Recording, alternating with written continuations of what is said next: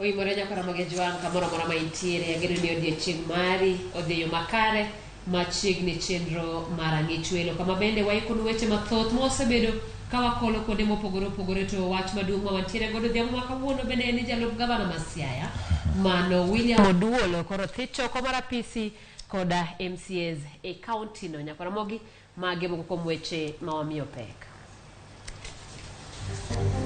Should root to overrun the National Assembly, we will regroup and overrun him in the wider National Assembly of the whole people of Kenya. Msidanganywe na wale watu wameandikwa. Hawa ndio watakatwa. Nyinyi kuna kazi wameandikwa. Hawa ndio watakatwa. Nyinyi kuna kazi mumeandikwa sahi. Sasa mnadanganywa mtakatwa na nani? Azimio la umoja oramoni biro dhi ng'anyo ka okadhi paro mar chik mar omenda ka jalup jatend Kenya to pod oramoni parono nyaka kadhi. Migao mar omenda gikone ochwalo omenda ne migao mar somo mondo chwale skunde ma pacho ka. Siasa moko imanyo gi obila ka itudo gi lweny momuoch kendo dhi nyime e tong' ma Transmara.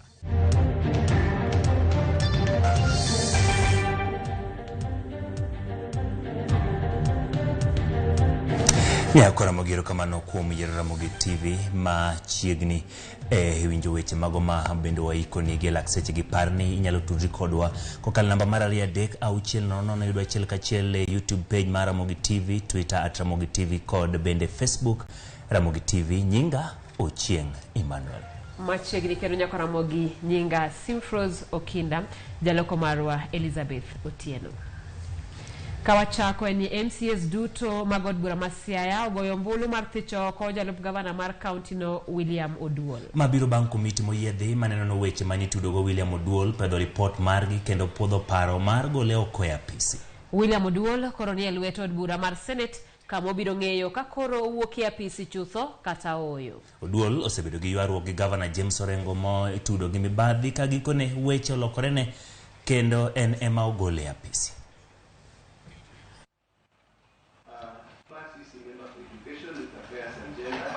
Mr. Agunda Ochanda, Mr. Jared Abayo, Director of Public Education. Nyakoromogi lipod no bende pod wabiro dhi nyime koda luonu maber kendo wabiro miugo e kinde ma wabiro yude e yo makare. Kawadhi nyime ni riwruok mar Azimio la Umoja omako chung'ni ok gisir paro mar chik mar omenda ma ichano chwale od bura kendo gi kore mar bago ng'anyo ka okadhe. Kuku mar Azimio marango weche ochumi oyango ni gisenono matut parono mar chik kendo fwenyo ni odhi hinyo jo Kenya kokalo e rido pek mar ngima. Jafwambo marwa Eric Owenga ni olerno.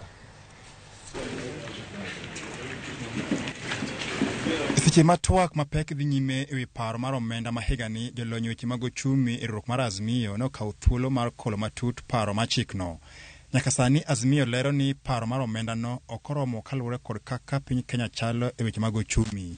Jakom mar kukuno Nderitu Mridhi mana kaka jokanyo mamoko e kukuno noywak ni paro no biro kelo midhiero mang'eny maloyo berne ni jo Kenya.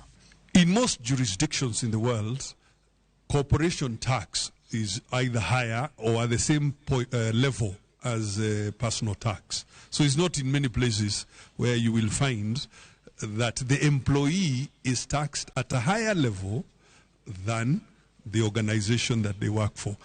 Our cost of production, which is majorly anchored on our cost of energy, is unbelievable. We are the most uncompetitive country in East African region. If you are a manufacturer today, you better go off going to settle up in Rwanda and Tanzania than coming to Kenya. Construction of materials for tourism sector and recreational facilities are now going to be vatable. They are not presently. Eco-friendly cooking gas is now going to be vatable. Jatend piny William Ruto osebedo ka sundo ni nyaka to paro mar chik nopuodhi kata nade owi mano mawacho ni deso osara mar jotich kod kwan atamalo 3 en mano mar chuogo thuolo mag tije e thuruka. Ka jolony mag Azimio to wacho ni ber mondo jatend piny Ruto oket nyime gigo ma ochuno gie sani. What is being proposed at clause 10 is to tax the bitcoins at 3%. So you are taxing the person whether they have made a loss or not, which we should not be doing. Azmiyo oramo ma omu iye piny ni parono ok nyal puodhi kaka en sani kendo gidwaro mondo owite oko kaka nyal timne lokruok e fundene moko. A lot has been said about this finance bill, and the public has overwhelmingly rejected it.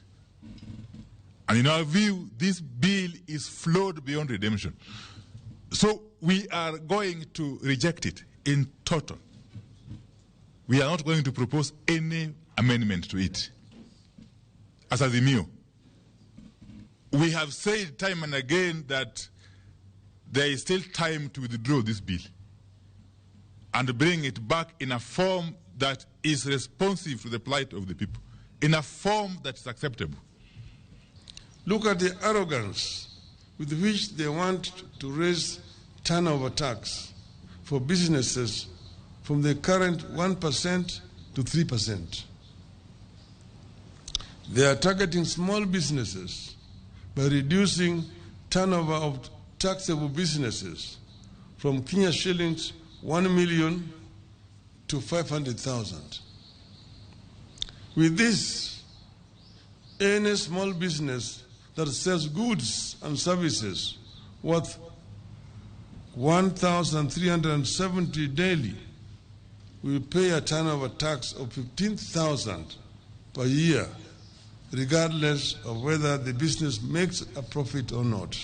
When you start charging turnover tax to people whose income is less than 2,000 shillings a day, because they are aiming at people who are earning 1,300 for taxation.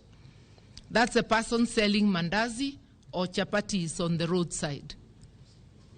These are very, very punitive measures, and this is something that should be resisted. Paro mar omenda no onego chopi e nyim od bura e tielo mar ariyo chieng' tich ariyo, kama jo od bura biro twak e wiye motelo ne tich ang'wen juma manyien, kama jatend migawo mar omenda Juguna Ndung'u biro somo e budget. Kata kamano, Azimio osingo timo duto ma ginyalo mar neno ni parono ok oneno wang' chieng' kendo okete e tim. We are in a crisis, and we need to be able to accept that this is a crisis matter. We give it to the public court. I don't know whether... But we have agreed with our MPs on what to do. Vote against any tax rises. Should Ruto overrun the National Assembly, we will regroup and overrun him in the wider National Assembly of the whole people of Kenya. Eseche migeno ni od bura mamalo bro chako twaka yanga e pend chik mar omenda ma higana 2023 yesani. Riwruok mar Azimio oramo ne ok gibisire lwedo ka gikwayo jokanyo magi duto e od bura monde okire oko. Eric Owenga, Ramogi TV, Nairobi.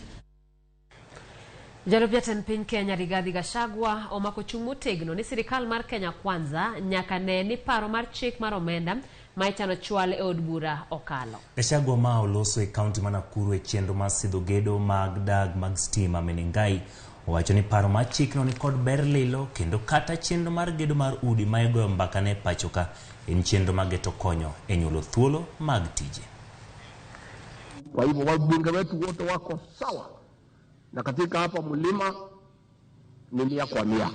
Ni mmoja tu napiga kelele. And it's okay. You know, sisi ni watu ya demokrasia. Moja tu si sawa. Unajua pia hii mashindano si mzuri kuwa 100%. So if we can have moja tu hapa Mount Kenya inapiga no, ni sawa, ndio tuoneshe iko demokrasia. Lakini hao wengine wote hapa kwetu Nyeri ni 100 kwa 100. Kirinyaga 100 kwa 100. Nyandarua 100 kwa 100. Hali waitwa Murang'a 100 kwa 100. Kiambu tuko na 12, moja tu ndio napiga kelele. Lakini atanyamaza tu. Nitakuwa wa kwanza kuvote yes kwa ile mjadala wa finance bill ambayo tunaletewa kule bunge, ili tuokote pesa ya kufanya hii miradi ili nifanyie watu wa Madhera kazi. Duol ma podho rang'iny mar mwandu e pachoka KEBS ochikore gi chien e mibadhi ma sukari mani kod kwiri mayangore ne olal kama ne okane. Jatatije maduong' mar KEBS e yor kojolo Estangari kaloso e nyim komiti mar od bura okone kamitino ni KEBS ne ok opuodho sukari no bang' fwenyo ni en kod kwiri. Walter Nyambaga nigi mathoth. Ka ida dhoge nyim kamiti mar od bura marango weche mag ohala kod keto mwandu pachoka, direkta mar kojolo bad migawo marango rang'iny mag mwandu pachoka KEBS kama Estangari okone jo od KEBS ne ok opuodho sukari no bang' yango ni ne en kod kwiri marach ne ngima dhano. The consignment was rejected due to non-compliance with the requirements of the standard in regard to labeling, where the date of manufacture and the expiry dates were not indicated. Kenya Bureau of Standards indicated that the consignment be reshipped or destroyed at owner's cost. Letters to this effect were done and NEMA notified to supervise the destruction. Matimore kinde maduol mar KEBS bende odonjne wi sukari mane oyudo tiende kendo lal kama ne okane e boma ma Thika e kaunti ma Kiambu bang' wuok e dhowath ma Mombasa. Kata kamano, eto lero ni mbugru mane oting'o sukari no ne olorne kod kifunde ma KRA kendo ne oelgi nyim apisas mag NIS, apisas mag KRA, apisas mag KEBS kod sekta mamoko. Kendo kanye mane gifwenyo ni mibadhi ochakore. At what point do you suspect that the sugar departed from the warehouse? Do you have a clue at least when that it disappeared? Was there anybody from the KEBS side who was assigned to take charge of that? The consignment in the go down was sealed off by the enforcement arm of KRA, that is Intelligence and Strategic Operations. The consignment was under the custody of the Intelligence and Strategic Operations arm of KRA in the Vine Park. Bende jo od bura ne othung'o Esther kod penjo ka gidwaro mathoth ewi kaka kambi mar Metro Breweries ne yudo gunde 20,000 mane ochwalnegi kod KRA mondo kethi. Kata kamano ne gichopo e winjruok mar nyuoyo sukari no kendo loso kode kong'o. Esther ne okone kamiti no ni KRA ne okawo pach Attorney General ewi chiwo sukari no ne kambi mar Metro ka ok okawo pachgi. Who then, because if you do not have a role beyond condemnation, how then could you and Galgamesh have written to you, and how could you have allowed Galgamesh then to actually convert this product to something else? Based on the opinion of the Attorney General, KEBS had no objection for the release of the sugar consignment as requested by the approved handlers, Galgamesh Enterprises, and Assets and Cargo. KEBS released the consignment under the multi-agency framework with clear instruction to Galgamesh on the conditions to be met for release. Kenya Bureau of Standards wrote a letter to KRA indicating its no objection for the release of the sugar consignment for use as a raw material for ethanol production for industrial use and not for human consumption upon verification of ownership. Mibadhi mar sukari no ne oweyo ka jatend piny William Ruto ne oteng'o lwet apisas mathoth moge duol mar KEBS kanyakla kod KRA bang' yangore ni sukari mane otimo kwiri no ne olal. In conclusion, the matter is before the court of law, and it is worth noting that the sugar had been rejected based on compliance in labeling requirements, that is missing to indicate manufacture and expiry date as is required by the standard. Walter Nyambaga, Ramogi TV. Gikone koro piny owacho chwalo omenda maromo shillings bilion 24 ne chenro mag somo e skunde mag piny owacho. Mabiro dwe achiel nyaka ne yaw skunde ne somo mar tam mar 2 ka thoth skunde osebedo ka dang' ni temo tayo skunde kinde ni ma bende nengo ngima oidho. Mar ywagruok ma skunde osebedo ka chwalo kaluwore gi pek mar somo nikech onge mar omenda. Okang' mar migawo mar omenda chwalo ne migawo mar somo omenda koro kelo fuong'ruok ne skundego. Maromo shillings bilion 24 ema ochopo e aguch migawo mar somo kendo idhi poge ne skunde mana kaka Nyo Singi gi jatend migawo mar somo Ezekiel Machogu. Kuom bilion 24 ni bilion 15.6 ochwal ne skunde mag sekondar ma jopuonjre some to dok pacho. Chik matayo kaka ichudo ne jopuonjre dwaro ga ni japuonjre ka japuonjre oketne maromo shillings 22,244 e higa. Skunde mag primar ochiwne gi omenda maromo silings bilion 4.6 ka japuonjre mar primar owinjore ketnega siling 1,400 e higa. Chenro mar junior secondary skunde mag piny owacho bende yudo silings bilion 3.8. Chudo ne japuonjre ka japuonjre e higa en siling 15,000. Juma mokalo, jaod bura ma Mohaye Mboko Milemba nowacho ni thoth sikunde ne dhi kaloro kaluwore kod pek mane gikalo e wi leo mar omenda mag siro somo e skundego. And the challenges we are having in our schools are particularly related to capitation in our schools.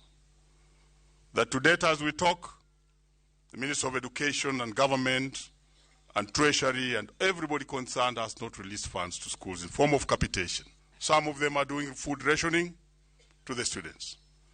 Others are actually deliberating with students on which means to skip. And that would be the lowest moment we'll reach in our schools. Nok mar omenda kod ochumi ma oidho osemiyo piny owacho chiwo omenda mag siro somo ne skunde kidam. Gino maten skunde ywak ni miyo gi pek e tayo chenro mag skundego. Nyakoro mogero kamano kuom medo obedo kodwa bokawo kanyo yweyo mokwongo kata kamano kik idhi mabor pod wantiere kod mathoth moikoni e chenro mar ang'ich welo.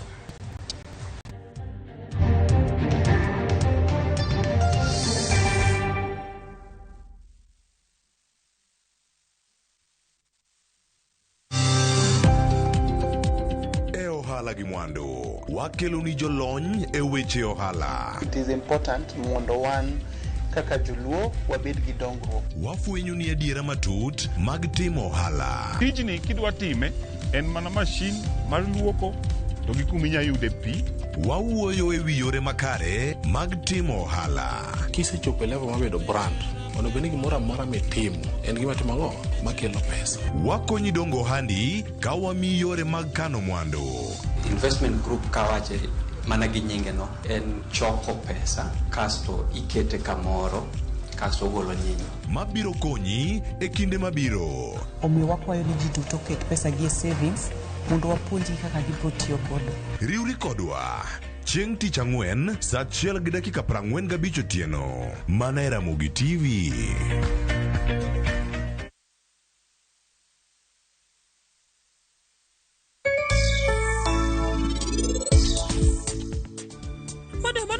Kamora enango ungeni anasema nyeo ni aminga tunyaka sani en poka yude enango mi in podi ranga malich kamano.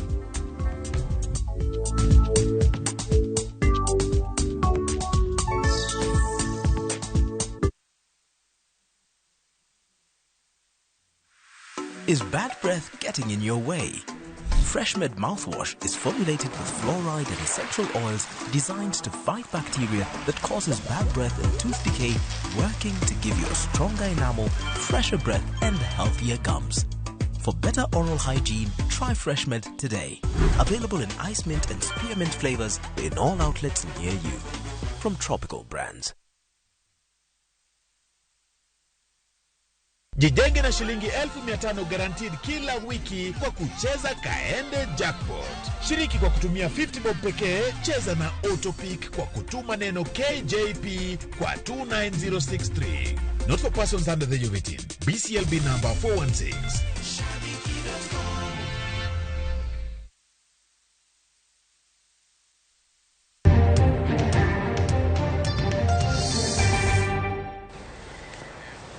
Machiegni kendo nyako Ramogi obila dhi nyime gi apedha mar mako josiasa abich mar Transmara magitudo kod tim mar siayo oganda mondo muoj tulo e tong' man Kararo kod Enoretet. Nyaka sani achije 26 ma itudo kod lweny osemaki kapisas magarite ho mar Okak osingoni gi keto kenge mag tieko tulo no. George Bati nigi ler. Kaluwore kod tulo ma osebedo kadhi nyime gwenge mag Transmara kuom dala 4 sani kendo kelo midhiero koting'o wang' mag udi kod puothe. Waromo kod etong mar Kararo kod Enoretet. Nilikuwa na mtoto nikatoroka kwenda pande ile. Sasa saida nimefika ng'ambo ndio nasikia kelele ya vita hapa che. Nikatoroka nikakimbia kwenda Ngararo. Sikukaa hapa. Asa wakati nimefika Ngararo ndio ninaambiwa hata gari imefanya nini? Imeungua, nyumba ile ya pande ile imewekwa moshi, imewekwa moto ndani, imeungua, vitu ilikuwa ndani yote imefanya nini? Imeenda, nyumba wamevunja kioo. tulo mamedo kelo luoro e gwengego omiyo apisa mag arita e hoho mar Okak kotelnegi kod jatendlo mar arita makono Abdi Hassan ochako yango kenge magiseketo nyaka ne lweny no chakre kendo neno ni arita odok e wang'e. We have found out that there are 22 houses that were burnt and almost 50 people have been affected, and our first mission is to ensure that normalcy is restored, and we have done that. We have mobilized ourselves, and in the process we have arrested 26 people who we believe were behind the violence and the destruction of property that we have witnessed today. So what we have said, all those perpetrators, all those instigators, anybody who had a hand or involved in one way or another must be tracked, located, arrested and charged. Kaka okang' mar yango gima debed ni osebedo ka kelo remo marach e kind dhoudi modak e tong' mar Nkararo kod Enoretet, apisa mag arita ne oromo kod jodongo mawuok e dhod joganda Irwa kod mawuok e oganda jo Isira ka giduto giyango ne jotend arita midhiero magisebedogo. Kuanzia saa hizi naomba nyinyi kama serikali ili mufaka kama sisi wasingishu sisi na ushakubali hata kama iko mashamba na ushapotea pande ile hata kama hajapotea sisi na ushakubali hiyo ndio mufaka hiyo. Hiyo title iangaliwe, title ni ya nani, chama inafika wapi, we have the navigation officers, we have the surveyors na wanajua chama inafika wapi wana county. Ningekuomba pia kwamba leo hiyo kitu muyutilize title ni ya nani, hii watu kama wanashawishi waende kotini iko na sheria, wapeleke hiyo matatizo yao kotini, wapigane wenyewe, watimani damu ya watu wengine innocent. Kata obedo ni nyaka sani lweny mar Transmara medo kelo luoro kendo maloyo ji 500 osedar e miechgi ka puothe manie lowo eka 60 bende osewang'. Apisa mag arita e gwenge mag hoho mar Okak omedo chiwo geno ne jodak makono ni okenge magiketo dhi kelo kwe mosiko. George Bati, Ramogi TV. Kwan ringre makoro oseyudi e liete ma Shakahola osechopo ji 264 bang' ka ringre mamoko 7 ne oyudi e menyo manotimre kawuono. Nyaka sani kwan ji ma osegol podgi ni olal kendo imanyo gin 613 ma wedegi chichni ne odonjo e din mag Galagala ma Shakahola ka tend arita kwe oyango ni achije ma kwan gi romo 45 osemaki kitudo gi sand kod nek mar ji Shakahola. Chenro mar manyo ringre mamoko e bunguno ma Shakahola dhi nyime kendo odiechieng' makiny.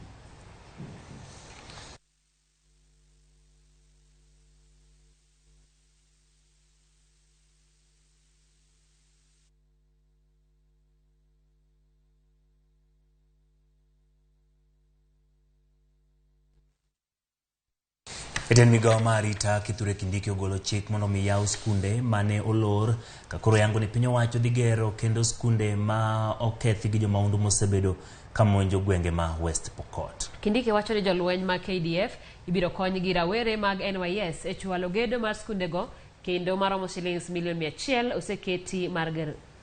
E limbe mar kaunti ma West Pokot, Kindiki osingo ni josiasa maseyo jomaundu kendo sirogi ibiro luw ndachgi kendo ibiro kawnegi okang' mar chik ka bende ogolo chik ni chuogi kambi mar obila ma GSU e kar chung' od bura ma Sigor kendo chuogo division mamoko 7 West Pokot. Wale watu yetu 15 waliwawa, compensate hiyo familia waziri ndio wapate kitu kidogo kidogo. Waziri, kwa huruma yako compensate hawa familia. Na wale 12 wako hospitali, si tulikuwajia pale, hiyo ni msigo yako kuanzia sasa, lipa hiyo yote watoto wapone. Ninaamuru kubuniwa kwa tarafa mpya hapa West Pokot, tarafa 7. Tarafa hizo zitaanza kufanya kazi wiki ijayo na tutatuma maofisa wa utawala ifikapo Ijumaa wiki ijayo ili kazi ianze kutekelezwa mara moja. Na tumetangaza katika kaunti zingine kulingana na amri ya Mheshimiwa Rais ya kwamba shule zote ambazo zilifungwa katika nchi yetu ya Kenya kwa sababu ya majangili na wezi na wakora, Mheshimiwa Rais ameagiza shule hizo zote lazima sifunguliwe. Jopur e kaunti ma Migori ojiw mondo med ndhadhu ne chiemo magipuro kod magipidho mondo giyud nweng'o maber. Kwayo makama ochiwe kinde romo mane okelo jopur matindo e gwenge mag Uriri. Jafwambo marwa Jojuma miyo walerno. Nok mar chiemo en midhiero ma okwako piny Kenya mangima.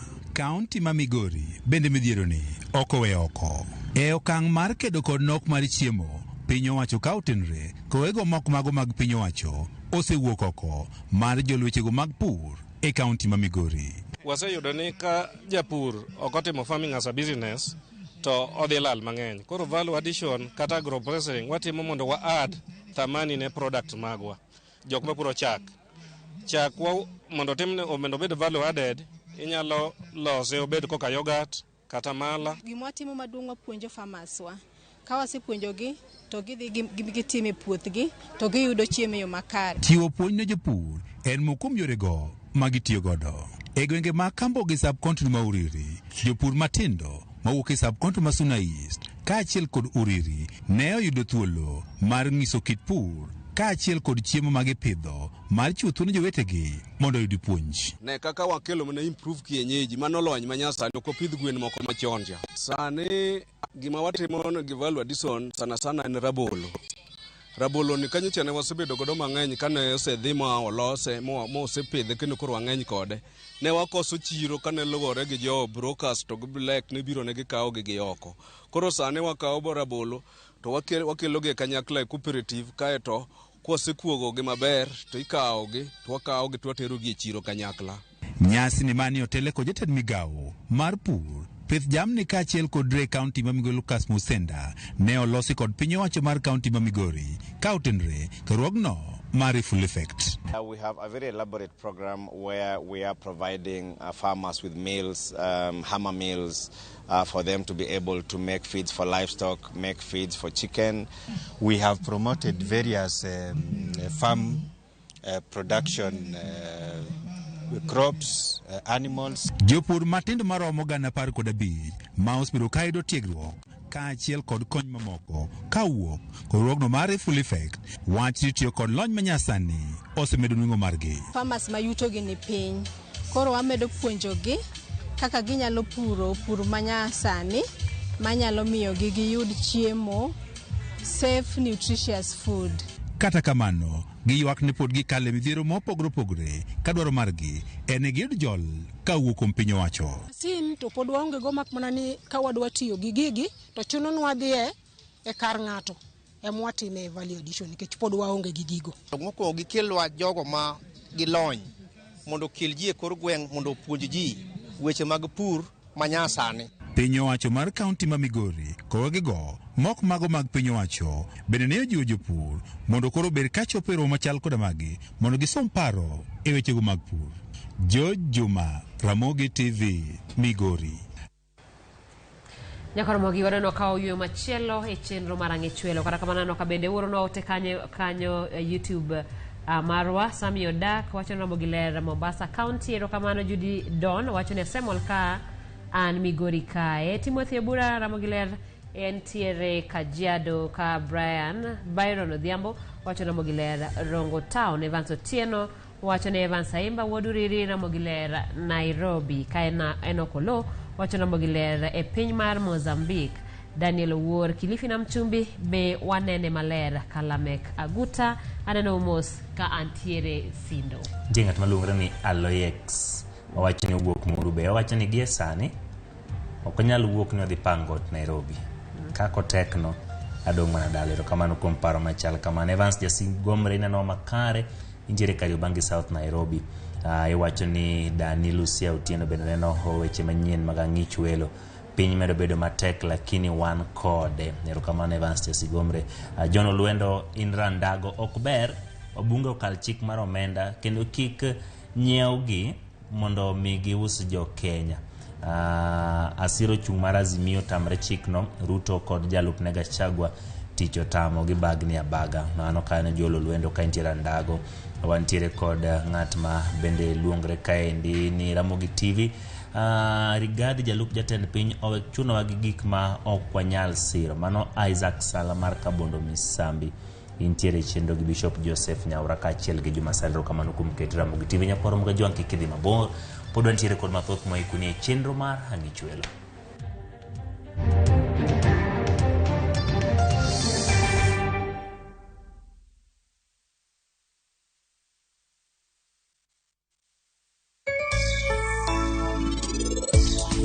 Machuelo moti yo sani gi pote gi nengo idho.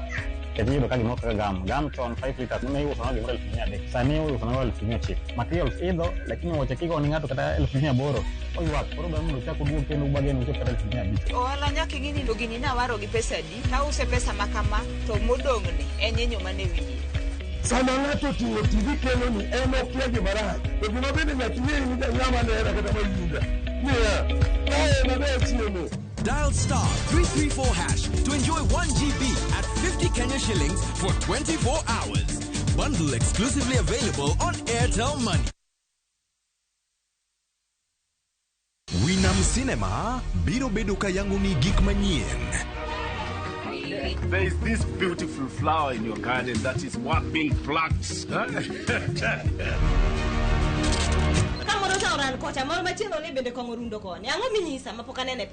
To kaka wawachoga pile, ma en odwa. Wakelo ni sinema mapokineno e piny luo duto. Drama. Iwani umbi okawinji. Umbi asewinjo gi mabor. Nyiero. An kaka jadolo maesa, sama nyirombe pod yie mar golo sadaka ni pesa ni waywere go. Tuke mag hera. Jaberino kaka hera mapodi ni mit barata. Ma ene jogweng' gomba. Kod mor moloyo. Kik sinema mora mora bai.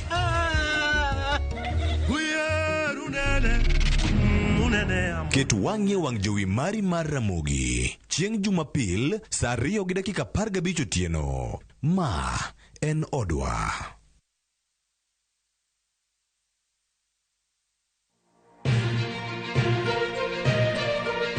Weche manyien mamulo dhod chunyi maiye gin mago machiegni kodi. Weche thieth, anyuola, ohala to kata rita. Ka otuch to wan kode. Kotimore skunde e gweng'u ne wedeni kata osiepe magi duto wan go. Wan kae mar neno ni ng'eyo gima biro kendo bedo gi ikruok motegno. Onego ing'e gima timore e seche motimore mapiyo piyo. To mae e kama iyude wechego. Kenya en marwa waduto, to Ramogi TV en odwa. To kendo wantie iye kanyakla achiel kaka onagi. Ma en rupiny kod mbaka oromo. E Ramogi TV. Sud machiegni mondo wago mbaka.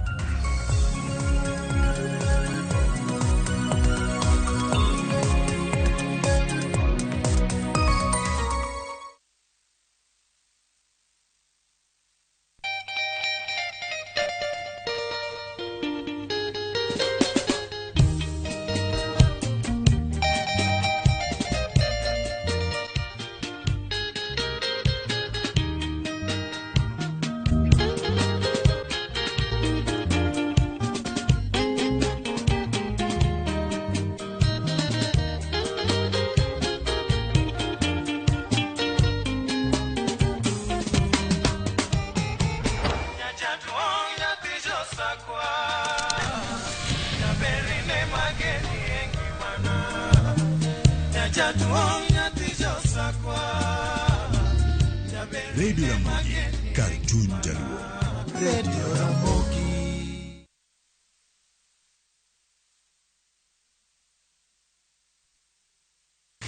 The race is on.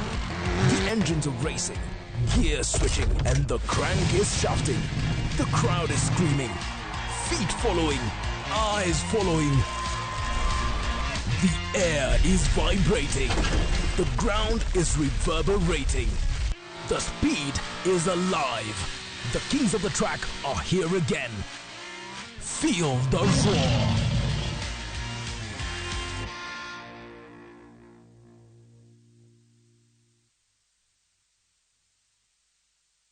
Jijenge na shilingi 1,500 guaranteed kila wiki kwa kucheza Kaende Jackpot.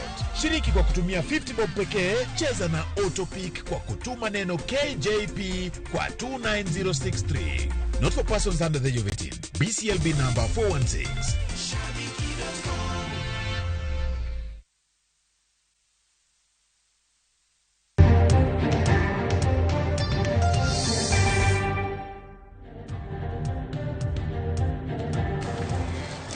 Erokamano kuom medo kete Ramogi TV.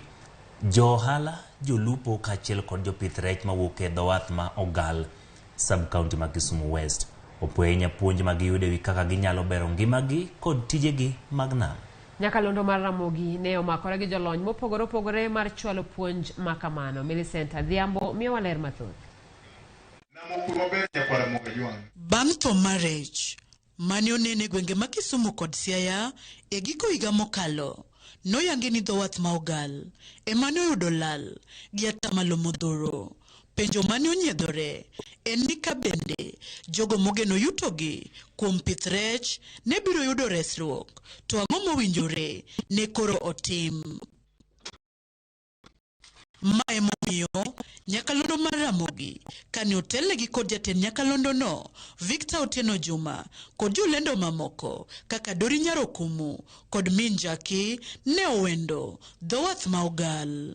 Dwacho maduong' gimogeto en ngima janam obede molokore. Ka warito bende mwandu mar nam lolwe mondo kik okel kethruoknwa, okelnwa ber ne tieng' masani gi tieng' makiny. Wangiso jopiny kaka en gima ber ahinya e keto ler kinde duto ne aluora manie nam. Tadwa ni mondo miyo wach ni wachopo Gal Beach kawuono, to kendo wabodhi nyime e dhi e beaches mamoko kaka nyakalondo mar Ramogi FM under Royal Media Services gi Ramogi TV, kendo wabo puonjre kanyakla gi jopiny. Puonjruok mar lalruok gi jopiny ewi midhiero mathiro dongruok mar dho wedhe kod kaka inyal jiw ler mar nam kod weche mag pith kod lupo e yo makare ne otwagie. Jopiny adwa na wachnu kawuono nikech otasno kabirogo ma penji niya, paro ni nambwa ni onego bed ni time nade, yie mondo imiya pachi. Jopiny ne opuoyo puonj ma giyudo kendo ma ne oyawo pachgi. Koro an awacho ni agwedhora mang'eny kendo ayudo achiel ariyo adek manyalo go ka. Kendo an bende anyalo puonjo ng'at machielo. Ka ng'ato kelo ni gima ni iongego, tiyudo puonj kuom gino to ikete tim.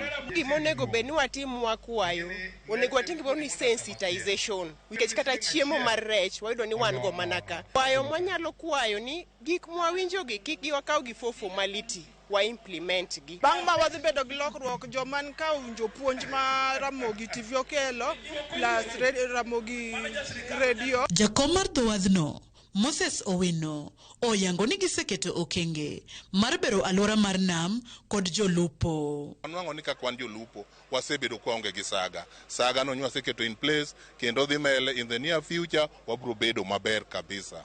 Gisani bende wan kaka jolupo waseriwore gi yo manade mwanyalo rito go nam e weche makilwa maricho.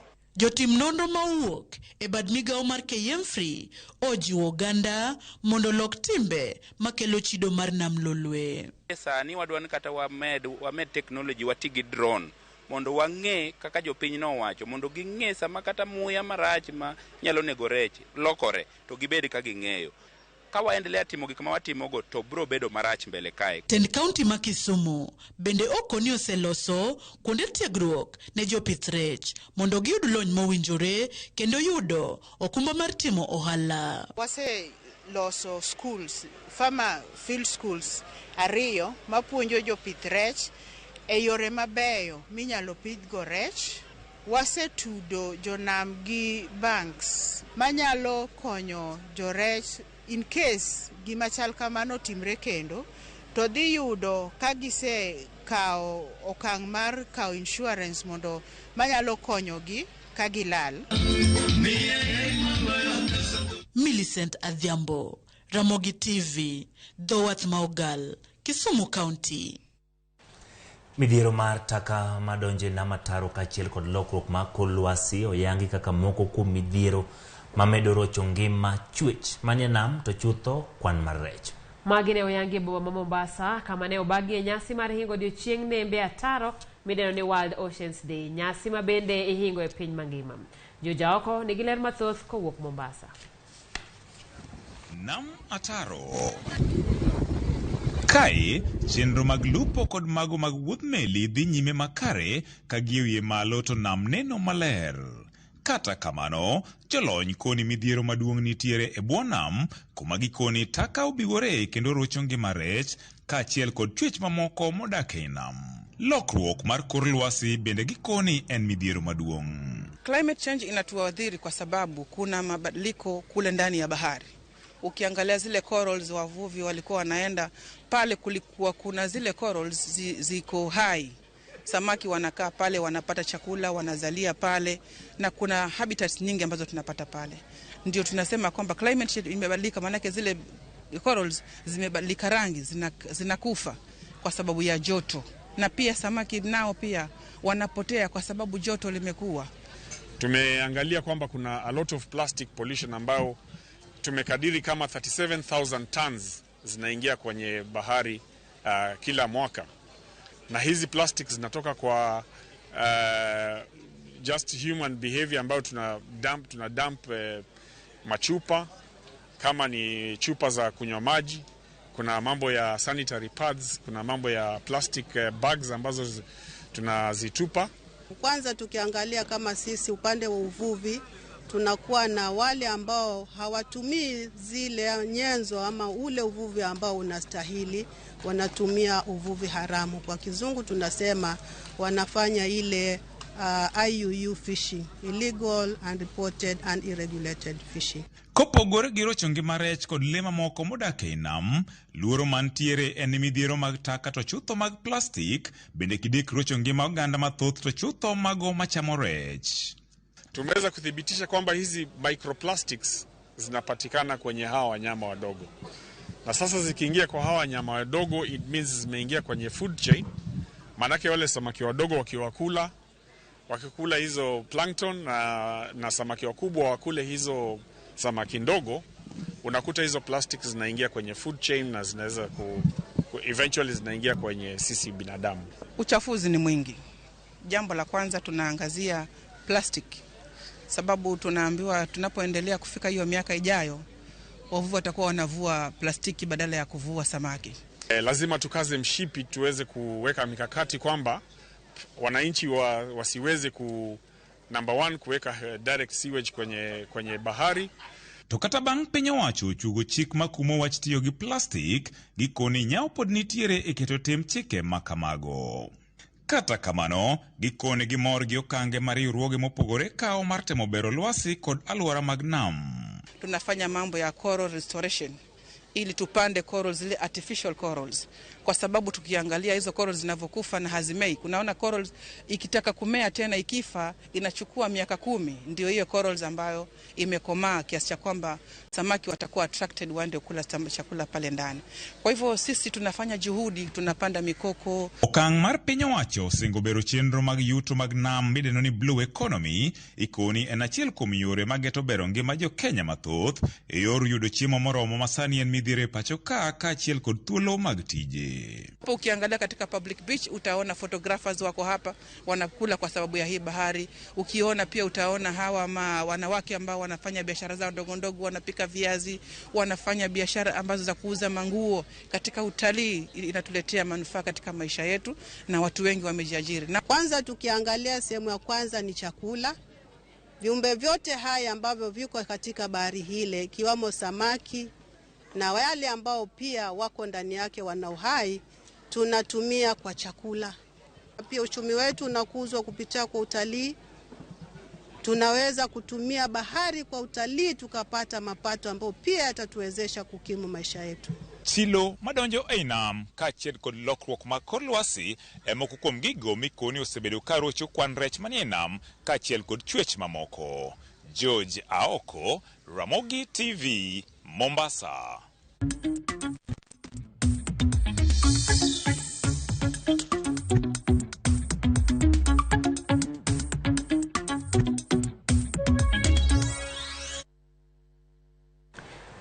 Machiegni nyaka Ramogi mesa mar weche mag ohala. Jalup jatend piny Rigathi Gachagua onyiso geno mare ni piny owacho oseketo okenge malong'o mag duoko piny nengo stima e kinde mabiro. Gachagua medo wacho ni e bwo dweche 8 piny owacho ma Kenya Kwanza osetemo keto e tim gigi duto madwarore e duoko piny nengo stima kendo kedo kod ohinga duto mane rocho chenro mag miyo jopiny fungruok e nengo stima.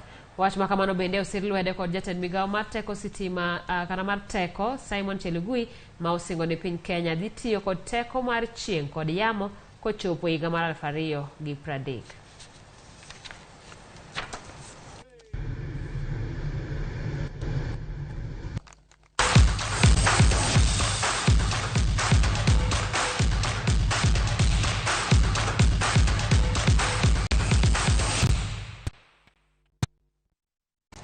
Jotugo matindo kod moko mathoth biro yudo thuolo mar tugo ne timbe adhula mar Kenya Harambee Stars e tuke mag osiep mochan kaachiel kod manyo thuolo mar tugo e AFCON. Kocha mar Harambee Stars Injin Firat ne oyango mae kinde mane otelo ne Harambee Stars e timo orako odiochieng' ma kawuono ka osingo chiwo thuolo ne moko kuom jotugo mapok ne oyudo thuolo mar tugo ne Harambee Stars.